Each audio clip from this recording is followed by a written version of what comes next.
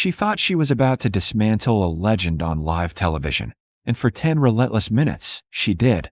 But what the studio cameras captured after the applause faded would force her, and millions watching at home, to confront a truth no one saw coming.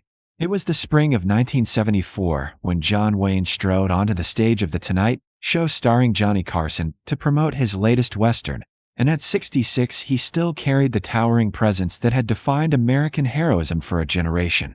His films had dominated the box office for decades, his drawl and deliberate gait instantly recognizable, his screen persona etched into the national identity like Monument Valley itself. But America was no longer the same country that had first crowned him the Duke. The Vietnam War had fractured public trust, protest movements filled college campuses, and a growing wave of feminist scholars was re-examining the cultural icons who had once gone unquestioned. Sitting just a few feet from Wayne that night was one of the sharpest voices of that new era, Dr. Eleanor Whitfield, a celebrated sociologist from Berkeley, whose best-selling book, Shattering the Frontier Myth, argued that Hollywood westerns had romanticized conquest, normalized emotional repression, and reduced women to ornamental afterthoughts. Whitfield was known for her precision, her calm delivery, and her refusal to be intimidated by powerful men. And when producers informed her she would share the couch with John Wayne, she reportedly told colleagues it was an opportunity she couldn't ethically ignore. The show began easily enough. Johnny Carson delivered his monologue, the band played, and the studio audience erupted into warm applause as Wayne entered with his familiar half-smile and firm handshake. Carson opened with light questions about horseback riding injuries and on-set mishaps, and Wayne answered with easy charm, deflecting compliments with modest jokes. "John, you've been playing heroes for more than 30 years, Carson said casually. "What's the secret?" Wayne chuckled. "I just try to stand up straight and remember my lines," he replied, drawing laughter. But Whitfield had not come for laughter. When Carson turned to her for comment, she leaned forward slightly, hands folded, voice measured and crisp. "Mr. Wayne," she began, "do you ever consider the cultural consequences of the men you portray?" The audience quieted. Wayne blinked once, then smiled politely. "Ma'am, I portray characters in stories," he answered. "Folks understand that." Whitfield did not smile back. "Do they?" she asked evenly. "For decades you've embodied a version of masculinity that equates strength with silence, dominance with virtue, and violence with moral clarity. You've helped create a cultural template where men solve problems with guns and rarely show emotional accountability." A ripple of tension moved through the crowd. Wayne shifted slightly in his chair, but kept his voice steady.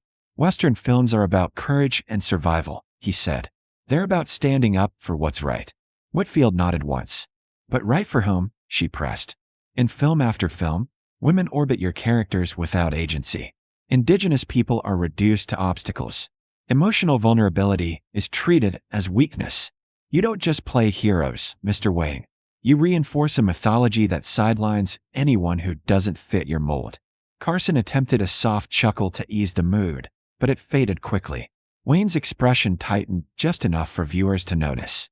"Those pictures were made in a different time," he said carefully, "and they're meant to entertain, not instruct." Whitfield responded immediately. "Entertainment shapes culture. When millions watch you ride in as the stoic savior, they absorb the message that real men don't bend, don't apologize, don't question themselves." The applause this time was scattered and uncertain.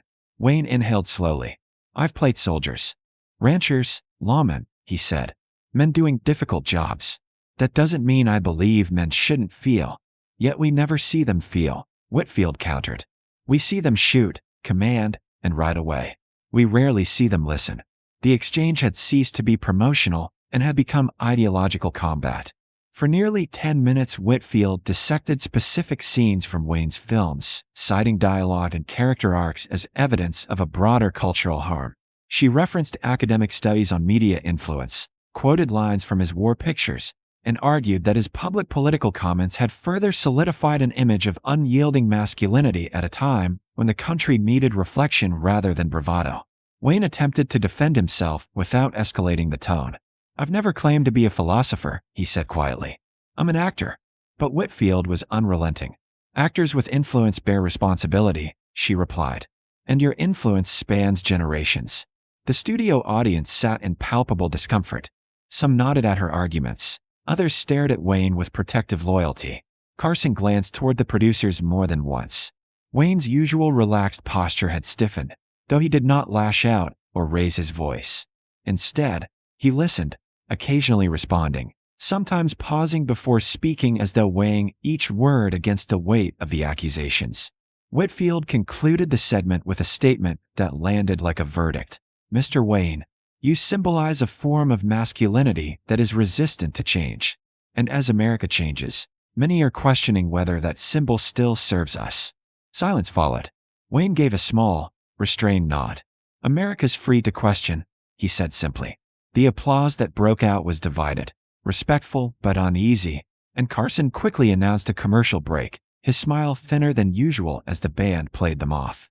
The camera's red lights dimmed, stagehands moved in, and the hum of studio conversation replaced the broadcast tension. Whitfield exhaled slowly, believing she had just publicly challenged one of Hollywood's most immovable icons, and perhaps shifted the cultural conversation in the process. Wayne sat quietly, hands folded, eyes lowered for a brief moment before glancing toward the wings of the stage, and though no one in the audience yet realized it, the most revealing moment of the night was about to unfold far away from the spotlight she had just used to question him. The audience believed the clash they had just witnessed was the night's defining moment, but the real story began when the red light dimmed and the applause dissolved into studio chatter. As the band played them to commercial on The Tonight Show starring Johnny Carson, a production assistant hurried onto the set and bent down beside John Wayne, whispering urgently into his ear. Those close enough saw the immediate change in him. The tension from the debate vanished, replaced by something far more serious. "When?" he asked quietly. The assistant swallowed. "Satan's just called." Claire took a turn. "They don't think she has much time tonight." Wayne didn't hesitate. He unclipped his microphone with steady hands. Johnny Carson stepped forward, confused. "Duke, we're back in 90 seconds." Wayne shook his head once. "I can't stay." His voice was calm, but final. "I promised her I'd finish the book." Dr. Eleanor Whitfield, still gathering her notes from the confrontation, looked up sharply. "What book?" she asked before she could stop herself. Wayne glanced in her direction. "True Grit." "She likes the courtroom scene," he said simply. "Wants me to do the voices." The assistant handed him his coat as Carson lowered his voice. "You want us to tell the audience anything?" Wayne paused only a moment. "Just say I had to leave. No details." There was no anger in him, no attempt to counter the criticism that had just aired to millions. He didn't reference Whitfield's accusations or defend his image. He just turned toward the exit. "She's 8, he added quietly. "She shouldn't have to wait." Silence followed him offstage. A floor manager exhaled. Carson looked at Whitfield. "He's been going there for years," he said softly. "Whenever he's filming in Los Angeles. Never lets us talk about it." Whitfield blinked, unsure how to process what she was hearing. "Visiting one child?" she asked. "Dozens," the manager replied. "Cancer ward mostly. He reads, sits with them, sometimes pays bills. Always anonymous." The words landed heavily. Only minutes earlier she had accused him of emotional distance, of promoting a version of masculinity stripped of tenderness. Yet he had just walked away from national television, from a chance to defend himself, to sit beside a dying child who wanted a cowboy to finish a story. When the show returned from commercial, Carson addressed the audience evenly. "John had to leave due to a personal matter," he said. "We wish him well." No explanation. No applause cue. The segment continued, but the mood had shifted. Whitfield answered questions about her book, though her voice lacked its earlier sharpness. Her arguments suddenly felt theoretical against the quiet reality she had witnessed.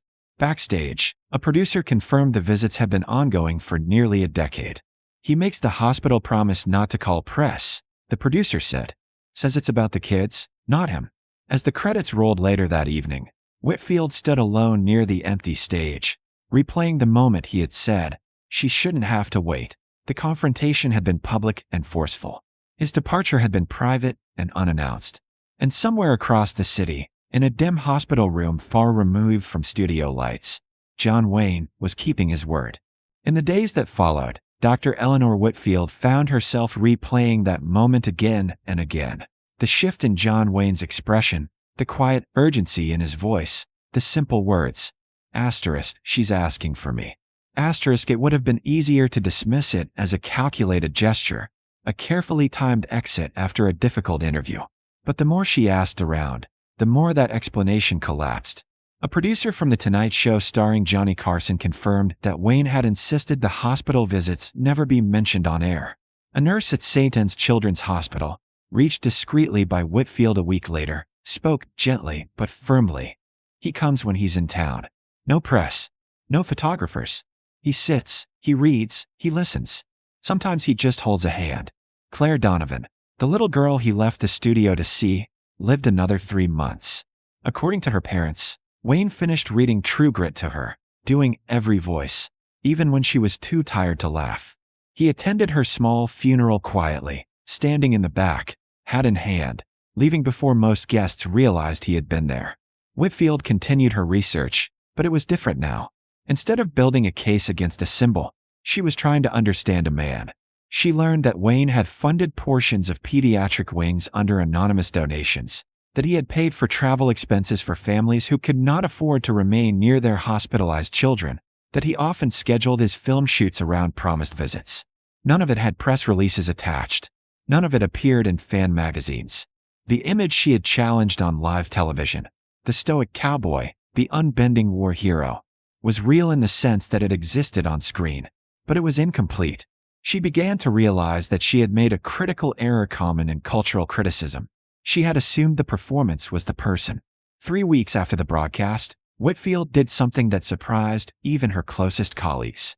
She wrote a public reflection, not retracting her broader arguments about media and masculinity, but acknowledging her misjudgment of Wayne himself. In part, she wrote, I confronted a public figure based on the symbolism of his roles. I failed to consider the private actions of the man behind them. Strength can be portrayed one way and practiced another. I was reminded that character is often revealed when no one is meant to be watching. The piece sparked debate. Some praised her intellectual honesty. Others insisted the original critique still stood. Wayne, for his part, never publicly addressed her article. When a reporter later asked about it at a press junket, he shrugged lightly and said, She's doing her job. I'm just doing mine. And he left it there. The real conclusion to that night, however, never aired. It existed in hospital corridors, in dog-eared paperback pages, in the memory of a child who had wanted a cowboy to finish a story. The cameras had captured a confrontation, but they had also captured something unintended, a man walking away from applause to keep a promise. In the end, the notorious woman who mocked John Wayne on live television did uncover the truth, just not the one she had set out to prove. She had challenged a myth and discovered a measure of quiet humanity. In America, watching from living rooms across the country, was reminded of something simple and enduring. Sometimes the strongest rebuttal isn't spoken under studio lights. Sometimes it's lived, quietly, where no spotlight reaches.